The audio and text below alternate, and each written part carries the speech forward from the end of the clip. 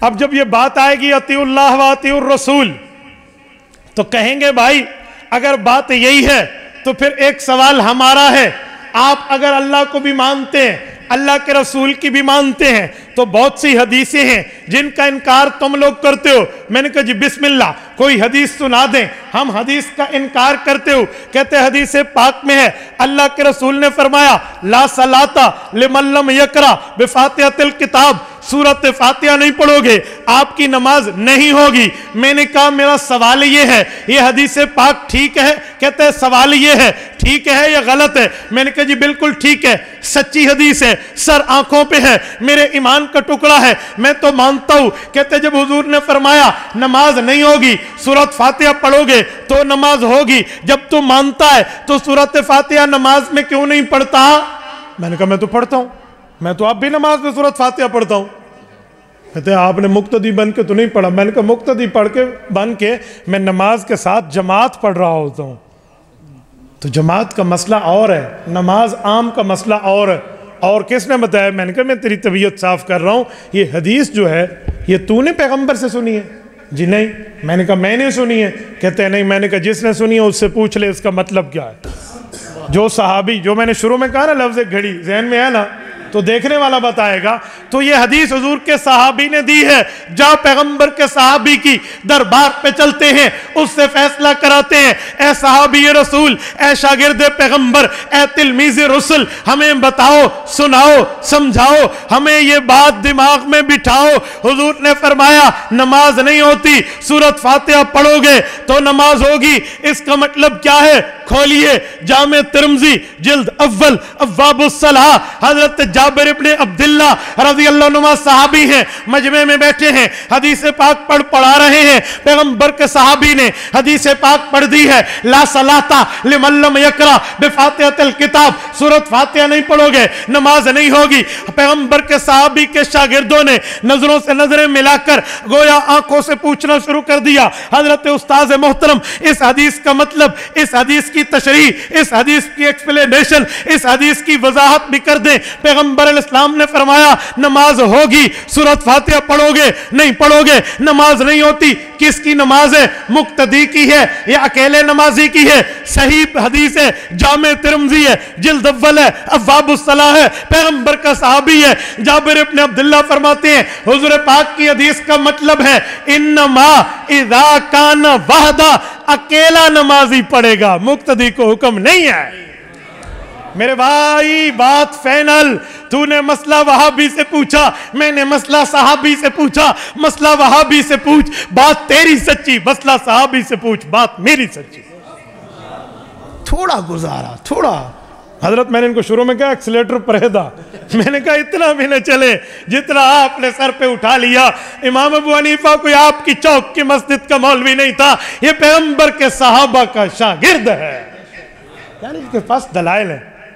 اچھا میں ایک اور بات بھی کروں؟ کہتے جی ہاں۔ میں نے کہا تم چاہتے ہو کہ اللہ تمہارے اوپر رحمت کرے، اللہ ناراض نہ ہو، تو قرآن کہتا ہے قرآن کے اوپر چپ رکھو، قرآن کو سنو، قرآن کے مقابلے میں قرآن نہ پڑھو۔ سورت نمبر 7 سورت اعراف آیت نمبر 204 رب کائنات فرماتے ہیں، فرمایا لوگو وَإِذَا قُرِئَ الْقُرْآنُ فَاسْتَمِعُوا لَهُ وَأَنصِتُوا لَعَلَّكُمْ تُرْحَمُونَ۔ لَعَلَّكُمْ تُرْحَمُونَ، چاہتے ہو تمہارے اوپر رحمتیں آئیں، تاکہ تمہارے اوپر رحمتیں آئیں، تمہیں امید چاہیے، یہ ترجی کا ہے۔ لَعَلَّكُمْ لیتا وَلَعَلَّ، اگر جملہ انشائیہ کی 10 قسمیں ہمارے طلباء کے دماغ میں ہوں، لَعَلَّكُمْ تُرْحَمُونَ، اگر تم نے یہ رب سے امید باندھ رکھی ہے تمہارے اوپر رب رحیم و کریم رہے، رحمتیں برکتیں شفقتیں تمہارے اوپر ڈالتا رہے، تو پھر ایک کام کر لو، وَإِذَا قُرِئَ الْقُرْآنُ، قرآن پڑھا جائے 2 کام کرنا، فَاسْتَمِعُوا لَهُ، غور سے سننا، وَأَنصِتُوا، زبان کو بند رکھنا۔ اے خدا کے بندے اس آیت پہ عمل تو کر لے تو رحمتیں آئیں گی، لیکن تو نے مسئلے پہ مجھے قرآن سنایا، حضور کا فرمان سنایا، قرآن چھوڑ دیا۔ اس مسئلے پہ قرآن کریم بھی تو ہے نا، اس کو بھی ساتھ ٹچ کر لینا چاہیے، دیکھ لینا چاہیے۔